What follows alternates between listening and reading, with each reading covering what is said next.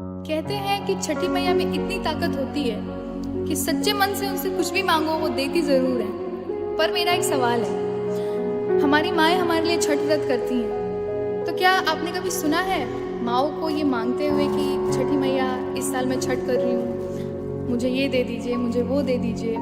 हमेशा आपने यही सुना होगा, मेरे बच्चे को ये दे दीजिए, मेरे परिवार को ये दे दीजिए, मेरे पति को ये दे दीजिए। वो लोग हंसते खिलखिलाते रहे। ऐसा निश्चल प्रेम बस माँ ही कर सकती है। वो क्या कहते हैं उसको, अनकंडीशनल लव। तो उसी अनकंडीशनल लव के लिए मैंने एक गीत लिखा है माँ के लिए।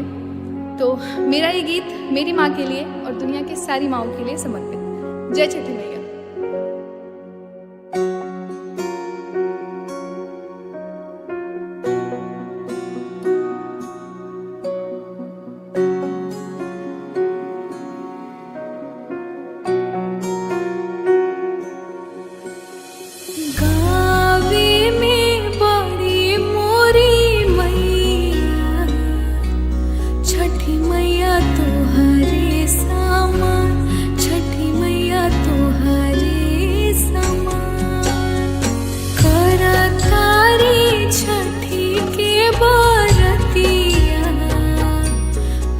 सब विधि और विधान, मन सब विधि और विधान, फलवा दौरा से सजावेली, आज अपन अंगना दुआर, आज अपन अंगना दुआर, श्रद्धा के दिया बाजा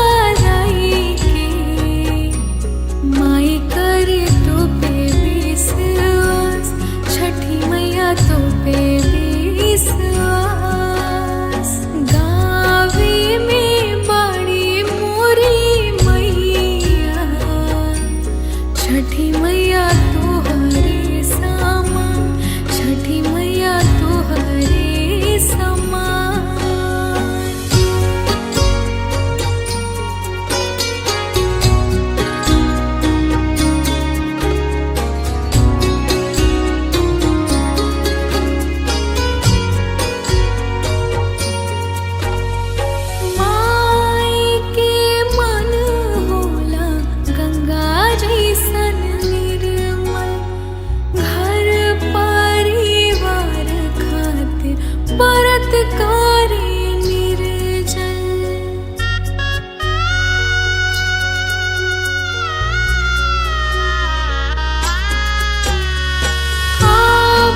सुख दुख माई कबाहू ना मांगे, बनल रहे लइका हमर इहे बस जाने।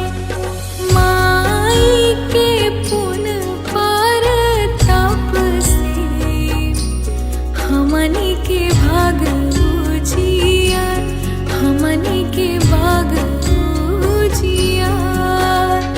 करे माई कठिन बारतिया, मान सब विधि और विधान, मान सब विधि और विधान।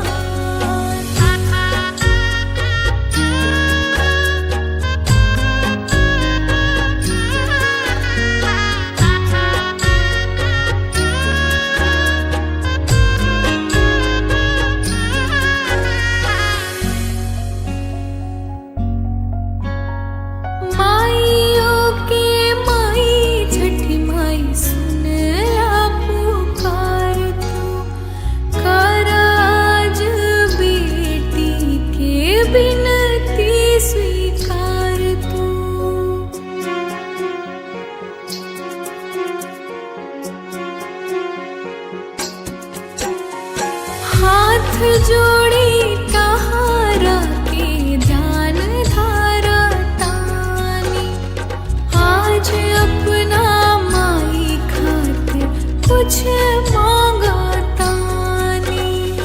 देदा हमरा माई के आशीषिया, जैसे दिलू